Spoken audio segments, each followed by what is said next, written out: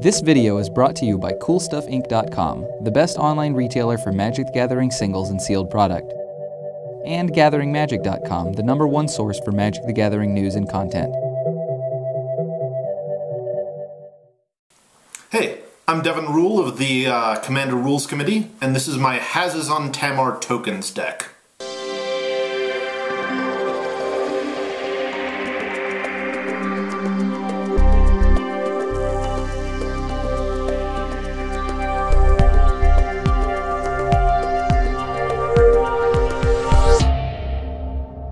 This is my Hazezon Tamar tokens deck. Hazezon's a bit of old Legends quirkiness.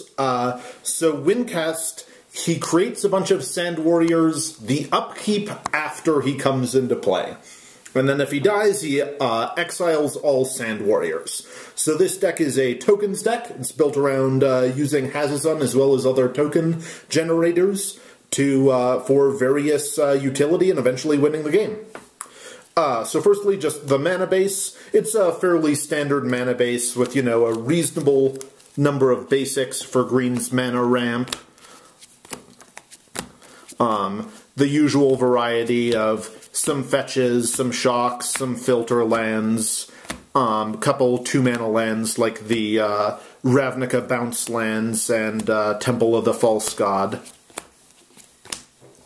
Got Thawing Glaciers, Krosan Verge, and the new Myriad Landscape to search out some of your lands. And then a number of lands that fit with the deck's theme. So we've got Khalni Garden, which can help you make some more tokens, Springjack Pasture, Mosswort Bridge, since you tend to be accumulating quite a few creatures in play. Gavony Township helps pump up your army turn after turn. Vitu-Ghazi is another great token-making land, as is Kher Keep. Gaia's Cradle, obviously incredibly powerful in this sort of deck, frequently taps for 10, 20, 50 mana when you start going off. Oran-Rief, another good source of pump for your token army. Now, one of the interesting things about Hazezon is that when he dies, he takes all of his Sand Warriors with him. But if you can somehow get rid of him before his Sand Warriors show up, you'll get to keep him around. So this deck runs a number of sacrifice outlets. High Market is a good, simple one that you can run at pretty low cost. City of Solitude is a little more obscure of a card, but you can use it to get rid of Hazezon and then start hiding some tokens under it. And later in the game, it can start tapping for 3 or 4 mana and be quite good. Other sack outlets, we've got Helm of Resistance, another slightly quirky card. Lets you sacrifice Hazezon or your other low-value tokens to steal whatever great cards your opponents are playing.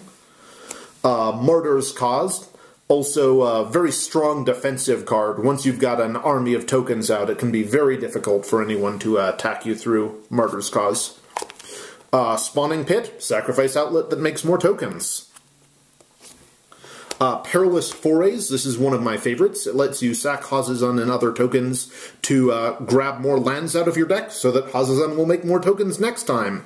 This is a card I haven't seen played very much, but is very powerful and often gets you up to 10 or 11 mana relatively early in the game. Ashnod's Altar, another great sack outlet for mana.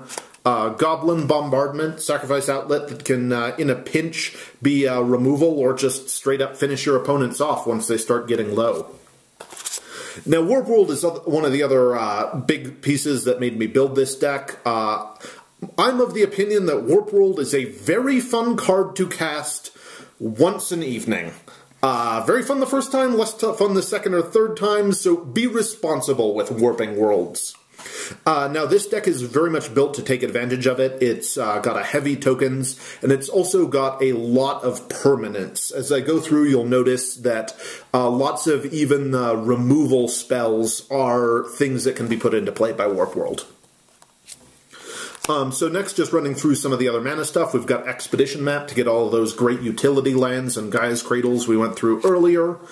This deck loves just having warm bodies around. So like little 1/1 dorks who grab lands are great because they benefit from your Anthem effects, you can Skull Clamp them, and just generally most of the things that work well with tokens also work well with these little 1/1s and 2/2s that grab you stuff. So we've got, some elves that grab you lands, Solemn Simulacrum is great. Wood Elves. So a little bit of standard ramp in the Kadama's Reach Cultivate. Realm Seekers, relatively new addition from Conspiracy. This guy's great, comes down huge, and then can go grab all your sweet utility lands. Boundless Realms, another very powerful card. Note the deck runs 10 or 12 basics, just so your Boundless Realms and Perilous Forays and stuff can get you up to good high mana totals. Awakening Zone, good little token producer that can get you some extra mana over the turns. Sprout Swarm, my favorite exponential growth, even if the exponent is only 20%, not doubling. Avenger of Zendikar, obviously one of the best token makers and just an all-around all-star and commander. Stormherd, another great source of tokens, can get a ton of flying Pegasi off of this guy. Hornet Queen, this is one of the less bananas token makers, but this deck has had some trouble with flyers in the past, so Hornet Queen is on theme and helps cinch that up a little bit. Seedborn Muse, actually not at its strongest in this deck. It's mostly in here because of the utility lands we've got, so once you can start getting your Kher Keep or Gavony Township going off 4 times a turn, it becomes worthwhile, but you're actually not that high on fast spells or good ways to take advantage of this. Next up, we've got removal. Path of Exile mostly makes a cut just because having a little bit of fast removal is nice, and this can always be used to get rid of Hazezon without 2-for-1ing yourself in a pinch. Eternal Witness, great recursion, fits with the permanent theme. Don't get Warp World back with it, just don't be that guy. Sun Titan, again, the deck's very permanent heavy, and lots of them are under 3 cost. So just the ability to get back things like Aura Shards, Ashnod's Altar, random elves that get you lands, when some jerk inevitably blows up your Gaia's Cradle, tends to be very useful. Another great permanent-based removal spell, Faith's Fetters. Beast Within, obviously just a great removal spell, hard to argue with. Aura Shards, powerful in any green-white deck, but particularly powerful in a tokens deck where you can just dump 10 guys down and Shatterstorm everyone but yourself. Song of the Dryads, new addition from the latest Commander set. Just trying this one out. Another removal spell that can come back from Warp World, Sun Titan, and the like. Acidic Slime, great removal spell for artifacts, enchantments, and lands. Also, of course, nice that it can hold off big guys with Death Touch, or just fit with all of your token shenanigans that want guys. Aura of Silence, more permanent-based removal, also just great for shutting down those troublesome Memnar and Eldrazi decks. Martyr's Bond, the white super Grave Pact, obviously great. Null-Made Shepherd, a little bit of tokeny goodness to help deal with artifacts and enchantments. Next we get into our token doublers, which are obviously super fun. We've got Reese, who can double your tokens and go off absurdly with Seedborn Muse. The new kid on the block, Primal Vigor, doubling your tokens and +1/+1 counters. Everyone's favorite, Doubling Season. We've also, doubles your Planeswalkers, doubles your tokens, just everything good. And then Parallel Lives, the Innistrad version that just doubles your tokens, but is still definitely good enough for the deck. Anger, the fact that Hazezon already has a 1-turn delay built into him means that you really need to get haste somehow, and Anger is one of the better ways to do it. You really can't afford to play Hazezon, wait a turn for the tokens, and then wait another turn to attack.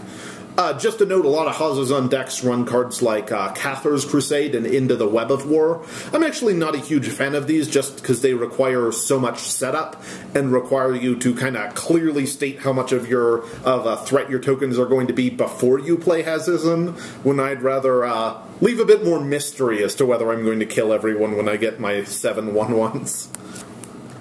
Elspeth Terrell, probably going to replace this with a new Elspeth soon. Haven't got a spare one just yet, but still great for making tokens and gaining you a bunch of life when you start taking some early damage.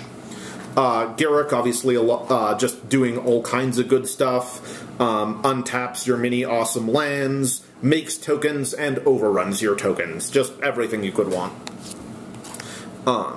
Ajani Goldmane, Also good mostly for just the Anthem effect. Getting Vigilance, so where you can swing in with your tokens and also have a reasonable defense, is always useful. And then it's just kind of fun to have Doubling Season out, play him, and immediately make 2 avatars.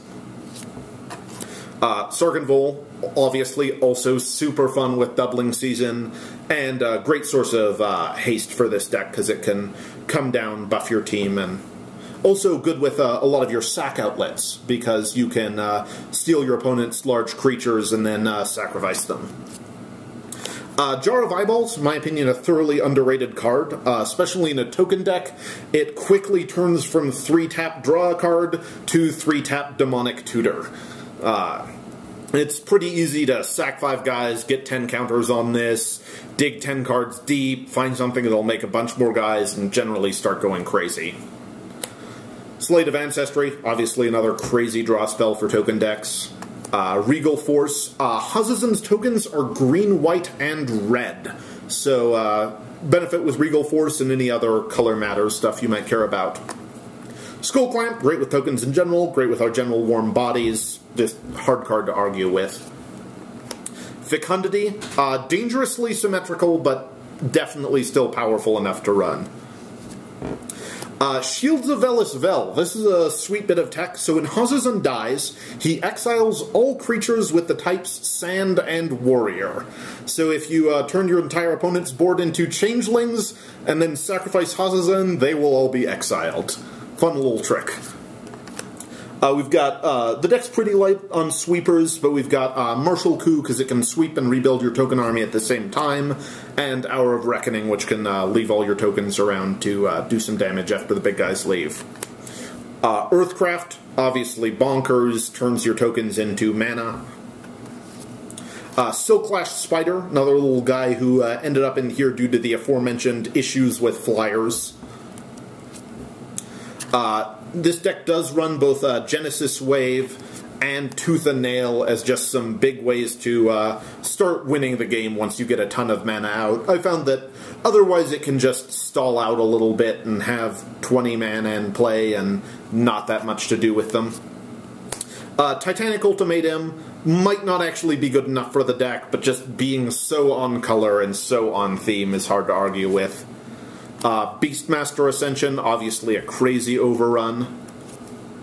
Akroma's Memorial, great source of haste and everything else. Also a very good thing to hit off of Warp World most of the time.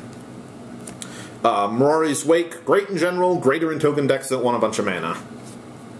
Elesh Norn, another card that is sees a lot of play in general, but is especially powerful when you've got a bunch of 1/1s lying around.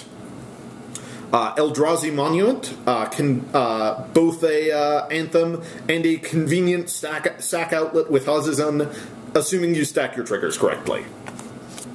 And finally, Craterhoof Behemoth, the go-to best overrun in Commander, and will absolutely kill everyone when played with a reasonable amount of tokens.